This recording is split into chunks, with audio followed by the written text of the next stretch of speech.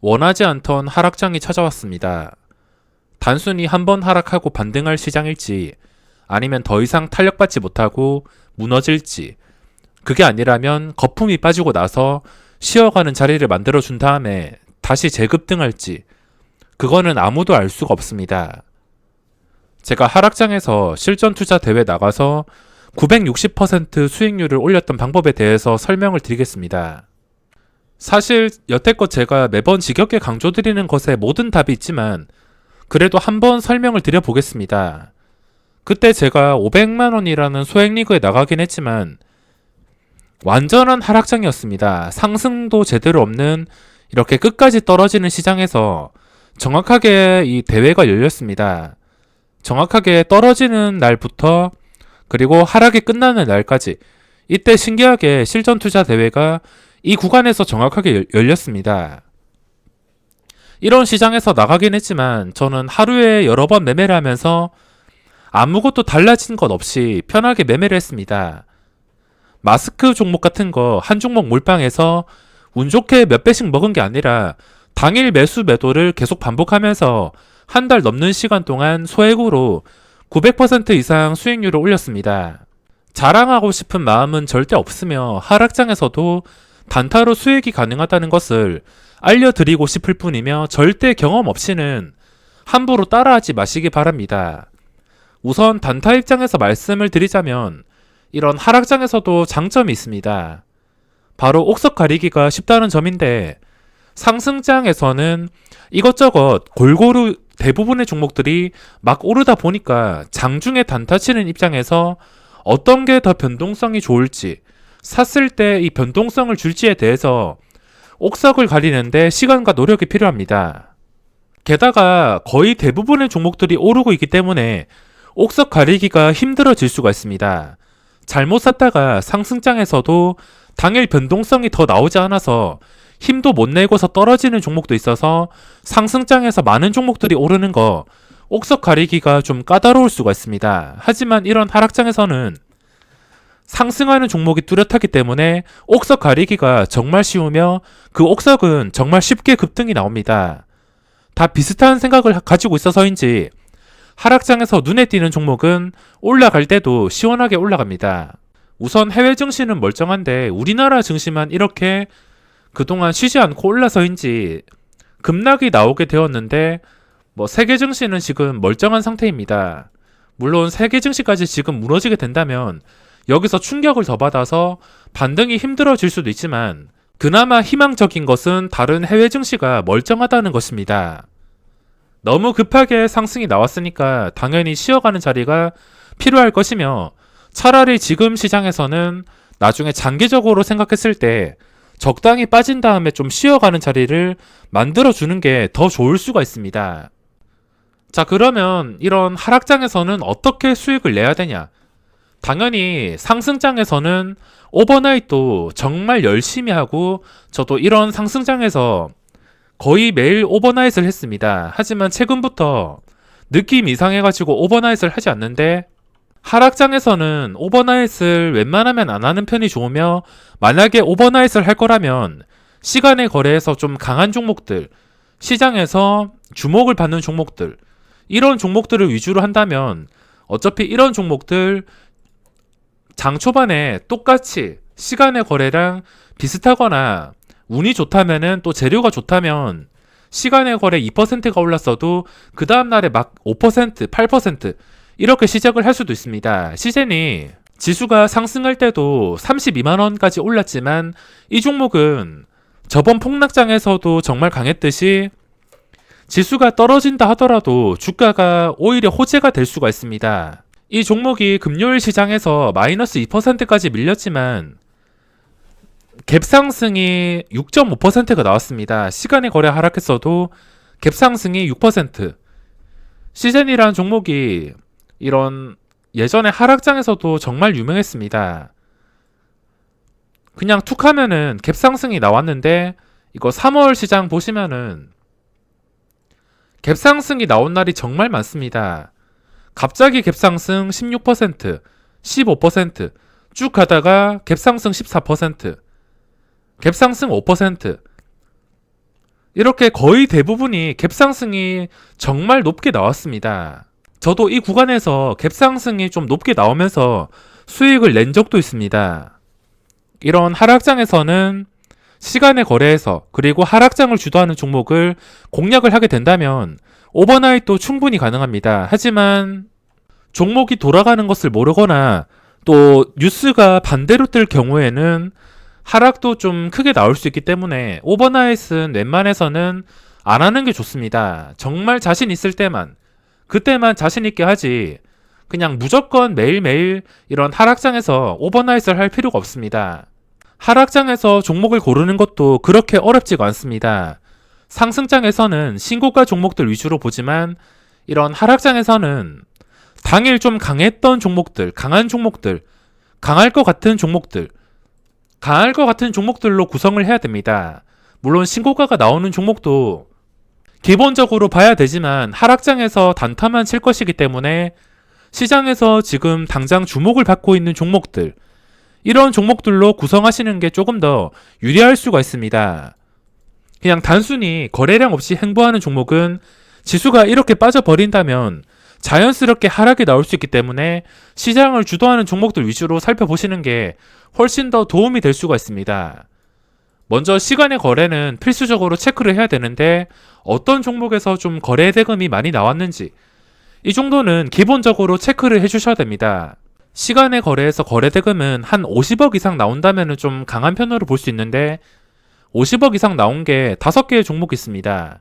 시젠이랑 수젠텍이랑 카카오랑 랩지노믹스랑 신풍제약.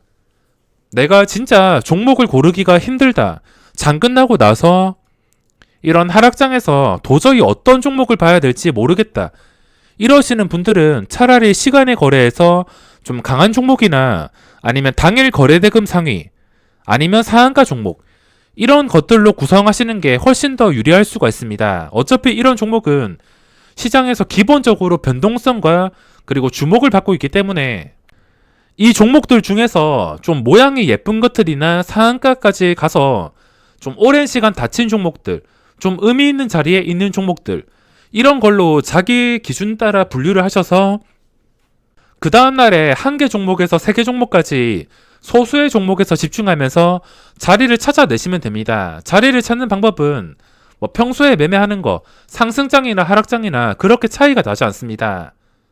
제 기준으로 말씀드린다면 자리를 확보하는 것은 당연히 시초가랑 장 초반에 튀어 올랐던 고점을 의미합니다. 종목을 선정해서 기준가만 알고 있다면 기준가도 정말 정하기가 쉬운 게 그냥 시초가랑 장 초반에 잠깐 올라갔던 고점만 기억하면 되기 때문에 뭐 기준가 어려울 게 없습니다. 바이오니아 같은 경우에는 기준가가 기본적으로 이게 갭상승이 높게 뜨긴 했지만 기준가를 찾아본다면 24,900원, 이 시초가 출발한 다음에 오르지도 못했습니다. 만약에 올랐다면 한 여기까지 올랐다면 시초가랑 여기까지 보고서 기준가 2개를 가지고 대응할 텐데 이건 오른 게 없어서 시초가만 가지고 대응을 하더라도 나중에 이거를 회복해 주는 것 자체가 호재로 받아들일 수가 있습니다. 하락장에서는 이렇게 시초가를 회복해 주는 종목들은 정말 뚜렷하게 반응이 나오면서 그냥 기다리면 되는 것이기 때문에 좀 쉽게 수익을 가져갈 수가 있습니다. 뭐 어떤 종목을 공략하더라도 지금 상한가 간 종목들 많은데 어떤 종목을 공략하더라도 내가 이 종목에서 끝까지 집중하면서 중요한 자리만 기준으로 대응한다면 어떤 종목에서든 수익을 낼 수가 있습니다. 지금 하락장에서 종목을 선정한다면 이미 상한가 갔던 종목들 몇 개가 눈에 띄고 있습니다. 상한가를 좀 강하게 닫혀서 마감을 한 종목, 근데 관리 종목은 제외를 시킵니다. 기본적으로 이런 원칙들은 무시할 수가 없기 때문에 뭐 관리 종목이나 동전주, 시가총액이 정말 낮은 것들, 이런 것들은 각자 조절을 하시거나 들어간다 하더라도 금액을 좀 적게 잡는 게 중요합니다. 진짜 지금 당장 매매할 종목이 없다면 이 상한가 종목만 보더라도 뭐 시장이 어떻게 하락하더라도 충분히 수익을 낼 수가 있습니다. 장 끝나고 나서 상한가 종목이랑 그리고 시간의 거래에서 어떤 종목들이 강했는지 이런 것만 분류를 하시면 됩니다. 시간의 거래에서 강했던 종목이 시젠이랑 수젠텍, 카카오 등이 있습니다. 카카오는 오늘 시장에서도 7% 상승하면서 또 신고가가 나오긴 했지만 윗골이 좀 달았습니다. 게다가 이 초대형주는 평소에 움직이는 거 보시면은 2%, 뭐 1%도 안 되고 3%, 많이 움직이면 6%. 변동성이 그렇게 크지가 않습니다. 이런 종목은 기본적으로 제외를 시키고, 그리고 시젠이랑 수젠텍 최근에 많이 오른 상태이긴 하지만 주가가 갑자기 급락이 나와서 이 변동성을 충분히 이용할 수가 있습니다. 물론 계속해서 들고 가기에는 단기간에 많이 오른 것 때문에 부담스럽긴 하겠지만 당장 당일 단타를 칠 것이면 거래대금만 몰려있으면 충분히 가능할 수도 있습니다. 변동성을 봤을 때 하루의 변동성이 엄청납니다.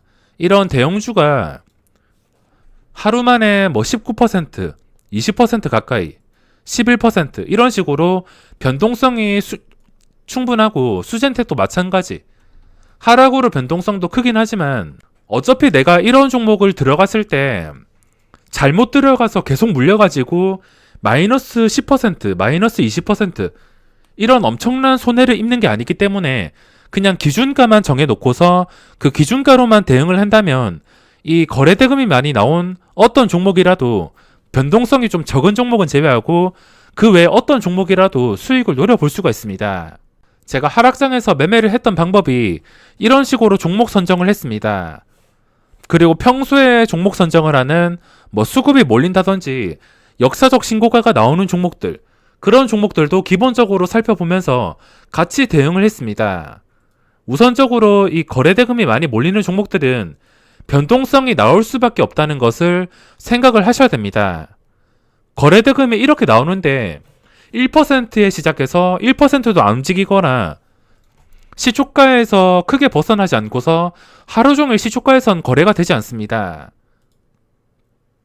시작하고 나서 주가가 쭉 시초가에서 안 움직이는 게 아니라 이런 식으로 위든 아래든 움직일 수밖에 없습니다. 위든 아래든 움직일 것이며 여기서 떨어지는 칼날을 받을 필요가 없습니다. 하락한다면은 쳐다도 안 보면 되는 것이고, 하락하지 않고서 어떤 자리를 버텨줬을 때 그것에 대한 의미를 생각하셔야 됩니다. 또 중요한 자리를 깼으면은 다시 그 중요한 자리를 회복해 줄 때부터 의미를 찾을 수가 있으며, 기준가만 있으면 주가가 어떻게 움직이더라도 그 구간에서 의미를 찾으면서 매수 포인트를 만들 수가 있습니다.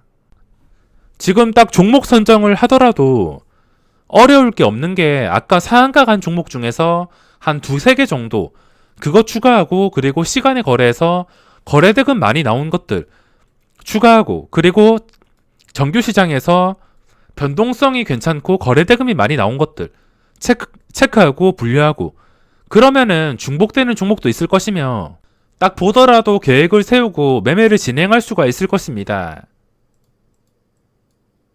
하락장일 때 종목 선정은 이렇게 시장에서 좀 돈이 몰리는 종목들, 변동성이 있는 종목들, 이런 걸로 하시면 되고, 장 시작하고 나서 이런 종목들을 집중적으로 관찰합니다.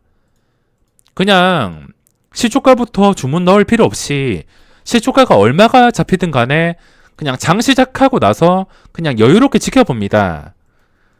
시작하고 나서 오늘은 뭐 양매도가 나오는지 양매수가 나오는지 천천히 체크를 하면서 이 종목이 시작하자마자 올라가든 내려가든 그걸 신경 쓸 게 아니라 일단 상승이 멈추기를 기다려야 됩니다. 상승이 멈추지 않고서 그냥 VI까지 수직으로 올라간다면 그냥 놓아주면 되는 것이며, 그냥 이 종목들을 보고 있다가 시초가 기준으로 어떻게 움직이는지 천천히 지켜보면서 각자 재량에 따라서 뭐 호가창을 보고서 대응을 하든지, 아니면 차트를 보고 대응하든지, 이 차트에서 캔들을 보고 대응하든지, 이렇게 더 이상 빠지지 않는 구간을 이용해서 접근을 할 수가 있습니다. 호가창을 보고 대응한다면 조금 더 수월할 수가 있는데, 호가창에서 좀 매수 대기가 많을 때, 더 이상 빠지지 않을 때 들어갔다가 더 이상 빠지지 않는다면은 들어갔을 때 반등이 무조건 나와줘야 되는데, 그 많은 매물대를 매수 대기 물량을 다시 깨버릴 것 같다면은 본전 손절이나 한 호가, 두 호가 밑에서 손절을 하면 그만입니다. 지금 이 종목들 뭐 들어간다 하더라도 크게 물릴 걱정도 없습니다. 어차피 못 지켜주면은 1% 이내에서 손절을 하기 때문에 어떤 종목이든 대응할 수가 있습니다. 시젠 같은 경우, 수젠텍 같은 경우 그냥 시초가를 기준으로 대응하면 되며 시초가부터 무리하게 들어갈 필요가 없이 일단 상승이 멈출 때까지, 당연히 거래대금이 많을수록 단타 물량도 많을 수밖에 없습니다. 무한정으로 장 시작하고 오를 가능성보다 올라가다가 이렇게 막힐 가능성도 있습니다. 물론 이런 종목들이 워낙 괴물 같은 종목이라서 뭐 시작하자마자 끝까지 오르겠지만 그런 상황이 온다면 쳐다도 안 보면 됩니다. 이렇게 종목들 많은데 특히 호가 단위가 변하는 이런 두산중공업 같은 종목들, 이런 종목들도 보고 있다가 호가 단위가 변하는 10,000원을 뚫어줄 것 같을 때 그때 진입을 해서라도 수익을 충분히 낼 수가 있습니다.